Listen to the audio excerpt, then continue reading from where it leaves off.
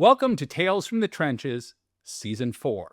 Today, it is my honor to have Sarah Grebo with me.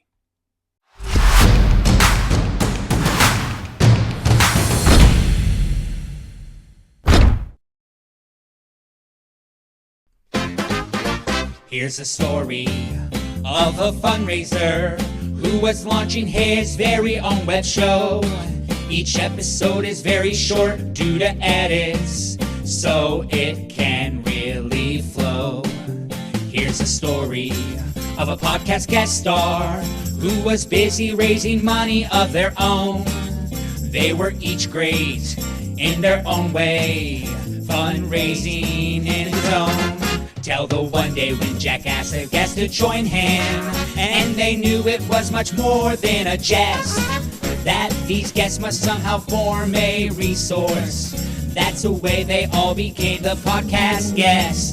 The podcast guests. The podcast guests. That's the way they became the podcast guests.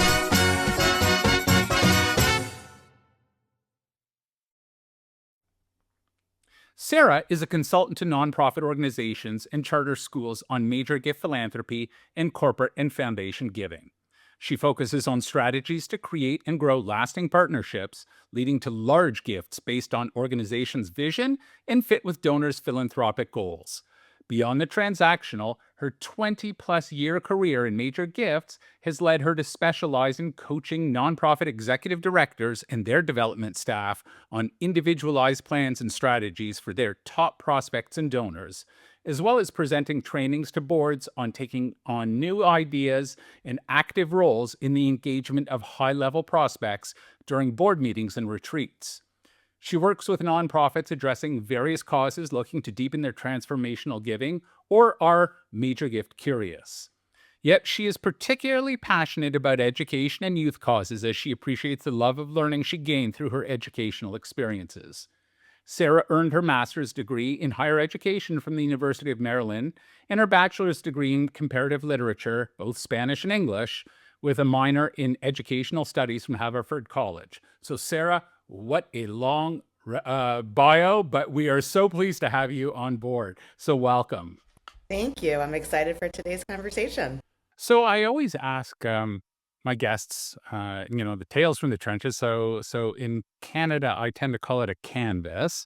In the States, it's a solicitation. I don't use that word because there's other things that you can get charged with solicitation for. So I tend to go on the canvas side. Okay. It's a little bit more politically correct. So tell me about the best canvas you were ever on, or the best solicitation you were ever on. And I'm not necessarily saying the one that you got the biggest gift, because that might not have been the best one. And what made it the best?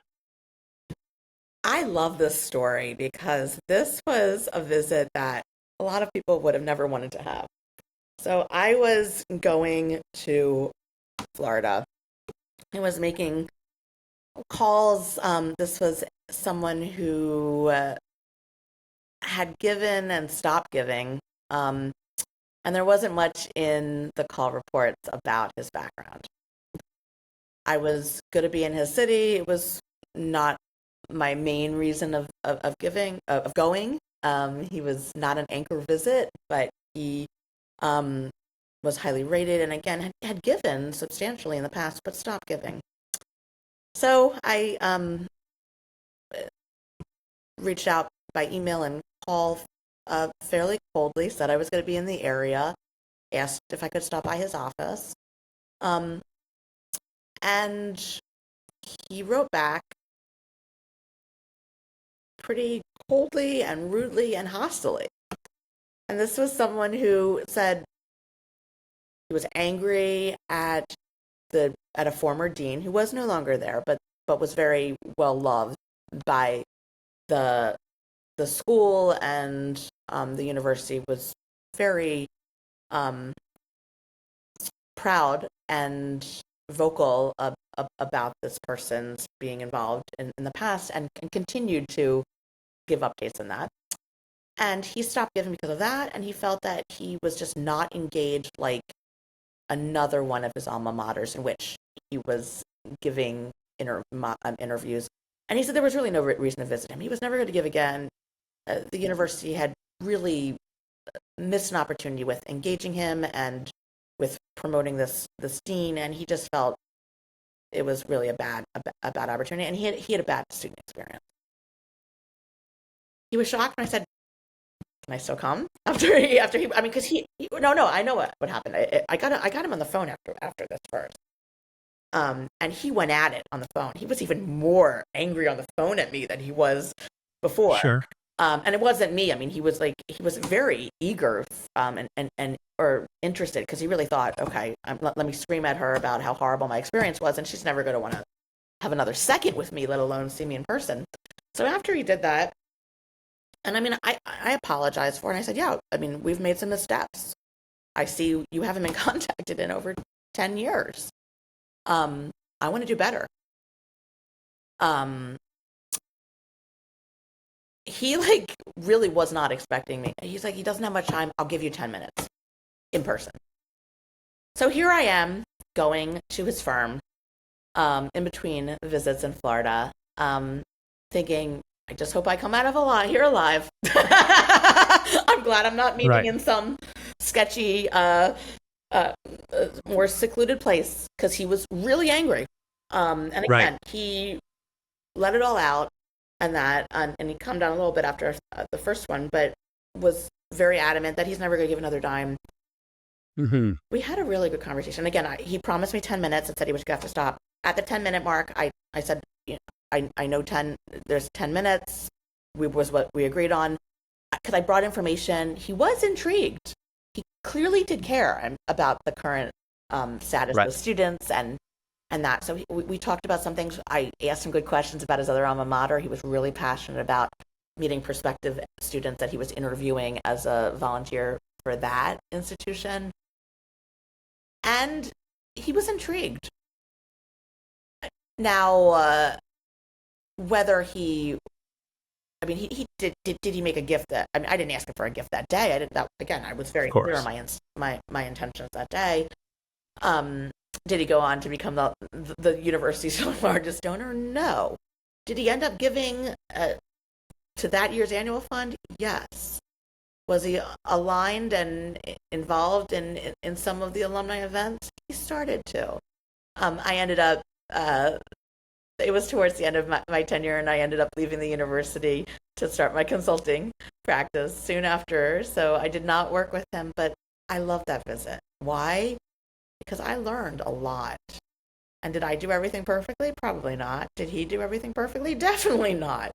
He really, someone else would have been, okay, got it, that. But I didn't push. I asked, and he obliged, and he clearly cared. So I love that, because no, that was not my largest gift. No, that wasn't even necessarily the most successful visit. But I learned a lot. And this was someone who had capacity, who cared, who was philanthropic to higher ed, and had a lot to say, and involved, and capacity. And he did start giving, and he tested that water to giving in ways that, again, he had given before. So he was someone worth my time.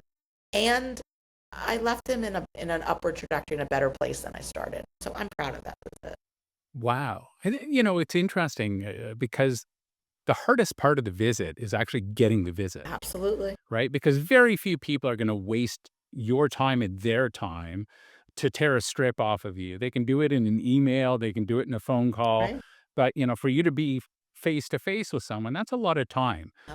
So usually they have some sort of spark inside of them that just needs to be reignited under the right circumstances. So good on you for that. Thank you. So let's quickly flip it, just as we're getting towards the end, about what is the worst one, because we've all been on some canvases or solicitations, and afterwards you go, oh my gosh, that was the dog's breakfast. So tell me about one that went off the rails. Yeah. I like ones that are challenging. I like one that make me think more. So the ones that I come back with everything answered and are kind of that, I feel like, what more could I have done? Because there has to have been something. Right. I don't want it to all fit. Like, it shouldn't be neat afterwards. I should have lots of next questions, next actions, next plans of engagement. And those that wrap up too nicely and are just just nice are just, those aren't growing a philanthropic relationship. So that's not satisfying to me. Wow. Well, and I guess that's why you do what you do. And those that are in major gifts, I think, are a special breed, because I don't think anybody can be into major gifts. There's certain folks that you look at them and you're exactly where you need to be, whether it's in the events or the annual fund or bequests or whatever it is. But those major gift folks, I think, are a very, very unique breed, because they have to have so many different layers of I would say, maturity. Both being willing to learn, asking those probing questions, not really worrying about the transactional part, and thinking much more long term, than some of their counterparts. I'm very grateful for prospects and donors and for having worked for supervisors that have a lot of trust and care in the process, but also they deeply love the organization and its future and people. And if you have that, like, the rest are strategies and best practices you can learn. Hmm. And I think the combination of the two are just really powerful. And it's really about changing lives through community, through care, and through love. And I think that might sound really cheesy, but it's also really basic and really powerful to get people connected to an organization in which they are going to give a meaningful amount, that they're going to stop and think, and this is their priority for their future and their identity, and they want to meld that with the values and the vision and the future of an organization. Wow, who would want to be part of that? Right. It's such a gift for Yeah. me to be a part of that. Wow. Wow. It's special to meet people like you. So thank you Oh, for thank you. this. I enjoyed this If conversation. Thank you. if folks wanted to reach out, and find you, what's the best way of doing that? LinkedIn is the best way to reach me, Sarah Grebo on LinkedIn. Amazing, amazing. Thank you so much for your time, Sarah. Thank you, Jack. This was a pleasure.